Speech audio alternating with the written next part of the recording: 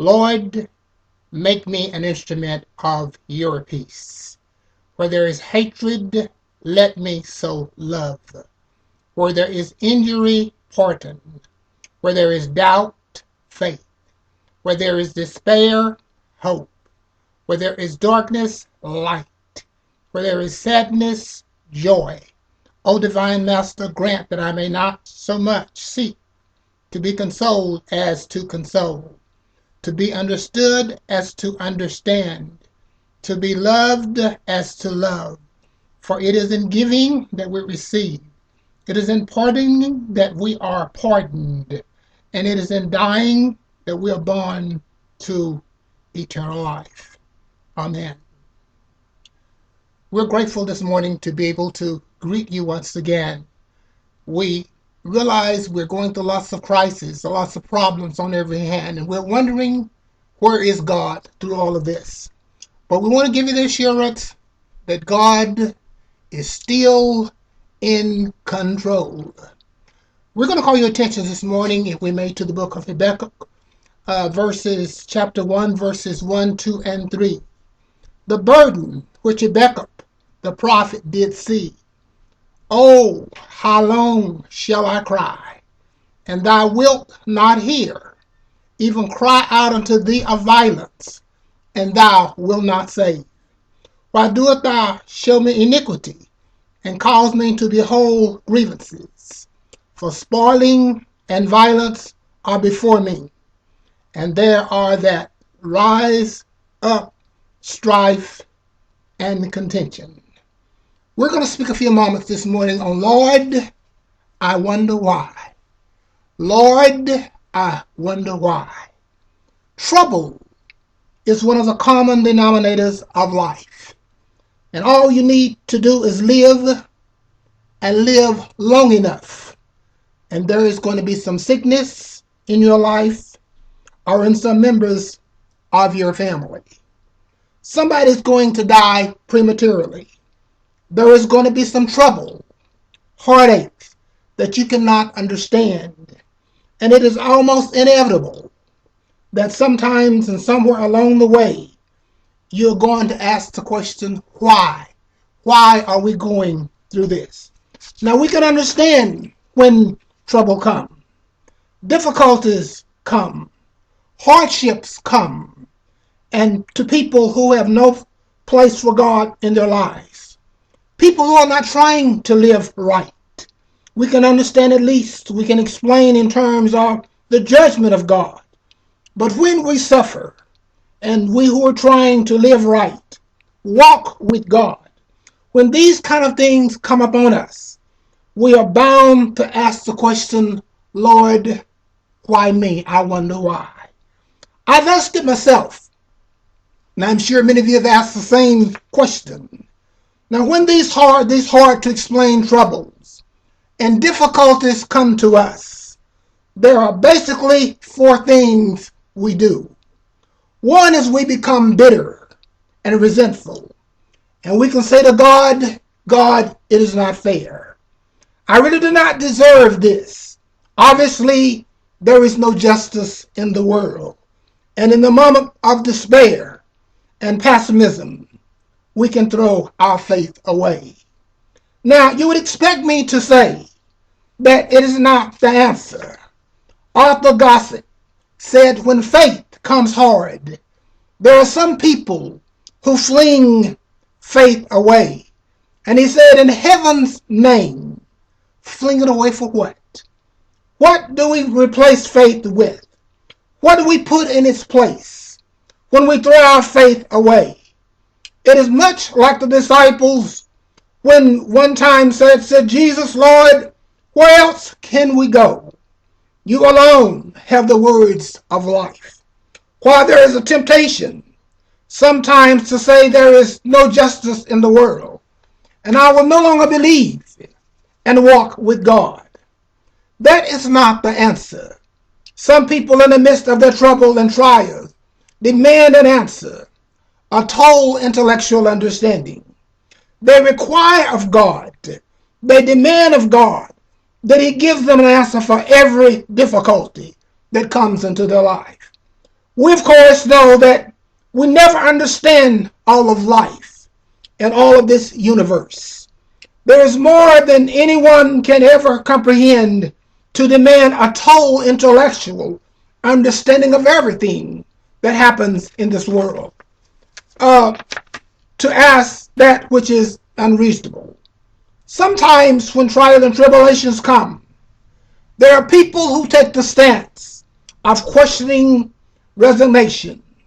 They just say, well, this is the way life is.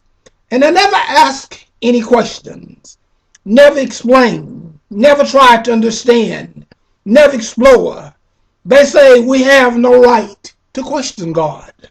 Now, I think we have a right to question God. God holds us responsible for our actions. And I think we can hold him responsible for his. He made us that way. There are a lot of graves in the cemetery that need to be explained. There are some patients in the hospital that I'll ask for God to tell me why that is happening. I don't think it is wrong for me to ask God why. And I don't think that it is wrong for me to expect that one of these days God will give me an answer. The only reasonable stance in the face of trouble and trials and things that are hard to understand is to keep on believing in God, even when though it is hard to understand, even though it's hard to believe. In these experiences that are hard on our faith, the only answer I have for you today is to keep on having faith. That is a position that Habakkuk took in his book. At the end of his book, he gives us a marvelous expression of faith. He said, even though the fig trees may not blossom again, and there shall be no fruit to grow on the vines, and even though men shall work out in the fields, and no crops will be produced, there will be no harvest at the harvest time, and either the flocks are cut off, the little lambs die, and there is no production out among the herd. Even if all of that happens, he said, I'm going to keep on believing in God. This is one of the great expressions of an undaunted faith you will find anywhere. Here's a man who is saying, although everything else in life may fail, I will keep on trusting in God. I will keep on believing in God. Now, Habakkuk was living in a time when a great difficulty was on every hand. Righteousness was being oppressed and put down, and evil appeared to be triumphant. And the cries out in this book to God for an answer. In fact, he begins in verse 2 by saying, Lord, how long will I pray to you and no answer come? I pray and I ask for an explanation, but the heavens are as brass. There is no answer that comes from God. And I will look around me and I see violence. I see oppression on every hand. And he says, I've come to the conclusion that there is no justice in the world. Things do not turn out good for those who are trying to be good. It does not apparently pay to live for God. There appears to be no justice anywhere. Either God, he was saying, is insensitive to what is going on around us, or he is inadequate to do anything about it. Either God does not care about all these hurts and sorrows, human inequities of life. Either he does not care, or if he cares, he does not have the ability to do anything about it. One of the things, obviously, is true according to Habakkuk is at one of the lowest ebbs in his life. God speaks to him. And he says in verse 5, chapter 1, Habakkuk, I'm going to do a great work among you and my people. But he says, if I were to tell you what I'm going to do, you wouldn't believe me. It's going to be so spectacular, so different from anything you expected. You wouldn't believe me. And if I told you what I was going to do, then God just gave him a hint. He said, I'm going to raise up the Chaldeans, and they're going to be an instrument in my judgment. And they are going to come into the land, and they're going to destroy all the evildoers. Now God was saying to Habakkuk, there's going to be an answer. I'm going to put out judgment in the world, but I'm going to do it through the Chaldeans, through this nation up to the north and into the east. I'm going to send them down, and they will be the instrument of my judgment. Now, if you think that answer satisfied Habakkuk, you're wrong. Because he knew the Chaldeans, and they were worse than the very people he was talking about. They were greater sinners, more cruel than the very ones that he had been complaining about. And he was astounded at God's answer. And he could not believe that God was going to do this. And God said to him, Habakkuk, this is what I told you that you will not believe. But that is a way it's going to happen in my own time. And when you want me to not according to not to your time table, but in my own time table.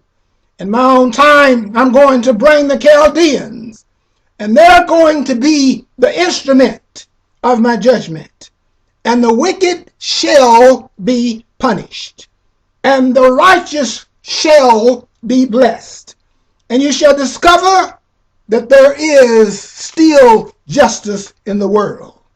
And that is when he says, no matter what happens, if no figs grow on the fig tree, no grapes on the vine, and if all the crops wither and die, men labor and there is no fruit, if the flocks all die from disease, no more herds, no matter what happens, I'm going to keep on believing in God. For he will strengthen me, and he will make my feet as hinds' feet. Now, you can find where this man found his faith to keep on believing in God. It is because he understood some things. He understood that God's way of working in the world was mysterious, and it was not his way.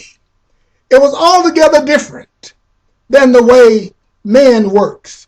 And then we understand that God's way in the world is not our way. It helps to keep believing when we have a hard time and we feel that there's no way out. God is still in control. But he understood that God's time was not man's time. That God's worked on another timetable. He cannot be pressured. Did you hear what I said? God cannot be pressured into our time schedule. God is operating on another time level than we are. He helps us to keep on believing. And the second thing Habakkuk can't understand, he can't understand that God, what God does for us in the midst of the trials of life, that he strengthens us, he sustains us. And when he understood the way God worked, the timetable, and what God does in our life, it kept him believing and on his feet in a time when it was hard to believe. In times like these, many of us are doubting God. We're wondering which way to go, but I want to tell you, God is still in control. In the days following World War II, there was scribed on the wall of a basement in Germany, I believe the sun, even when it is not shining. I believe in love, even when I cannot feel it. I believe in God, even when he is silent. It must have been written by some Jewish person hiding from the Germans. In the midst of these dark days and dismal days, it's easy, my brothers and sisters, to let go and say there is no justice in the world. We can still believe in God when he is silent. God works in a different way from us. He said, Habakkuk, if I showed you what I was doing in the world, you wouldn't believe. Your mind, Habakkuk, could not comprehend. It would really blow your mind. If you are determined to understand the mind and the work of God, you're in for a surprise, for it will blow your mind. He said in the book of Isaiah, as the heavens are high above the earth, so are my ways above your ways, and my thoughts above your thoughts. We must always recognize the mind of God, the thought of God are above and beyond us. We can never completely comprehend them. If we demand total understanding of everything that is happening, we're demanding for that which we do not have the capacity to understand God's ways. And then we know something about the marvelous workings of God, the power and the majesty of God. It drives us to humility and to faith to say, Lord, I accept the fact that you know more than I know, and I will keep believing in you even when I don't understand what's going on. Chaos all around, trouble, injustices, oppression all around us, but I'm going to still believe in you. I don't understand, but I'm still going to have the faith and believe in you. Paul said in 1 Corinthians 13, now we see through a dark glass darkly. We shall see as face to face. Now we know in part, then we shall know even as we are known. And there are two places that occur in that verse. Now and then. He is contrasting our knowledge now with our knowledge then. But we shall know, even as we are known. God's ways are above and beyond us. God does not operate, my brothers and sisters, on our timetable. You know, God is not pressed by the wristwatch and the calendar. The history of man is reducing time to smaller and smaller segments. We now reduce time to a fraction of a second. We have a tendency to try to force God into our small modes. God has to work when we feel he has to work. But God said, Habakkuk, when I get ready, I will do this. When I will get ready, I'm going to do what I do. So you just keep on believing. Just because I'm not working on your time schedule. Remember, I operate from a different schedule from what you're dealing with. Patience, my brothers and sisters, is never easy. We want things done immediately. We want things done now, not tomorrow. We want them done now, but patience is the ability to idle your motor when you feel like stripping your gears. God is at work, and he is not going to get rushed by you and by me. He is not going to allow us to impose our impatience on him. We've got to trust him even though he is not working on our time schedule. Joseph was a gifted young man, dreamer, misunderstood by his family, falsely accused and put in prison, and forgotten in a time of need by a fellow prisoner. But he could have given up, but he waited on God. Sometimes, my brothers and sisters, we get in too big of a hurry We are asking why, when God has not put all the pieces of the puzzle together yet. And it's because God operates on a different level than we do. The writer said he will make our feet as hinds' feet. The hind was a mountain climbing deer, and his feet were steady. They're strong. They were sure. The writer was saying, even though things are not working out the way I think they ought to, I'm going to keep on believing in God because He is the only one who can strengthen me in the perplexities of life. And He makes me strong. God does not explain all that happened.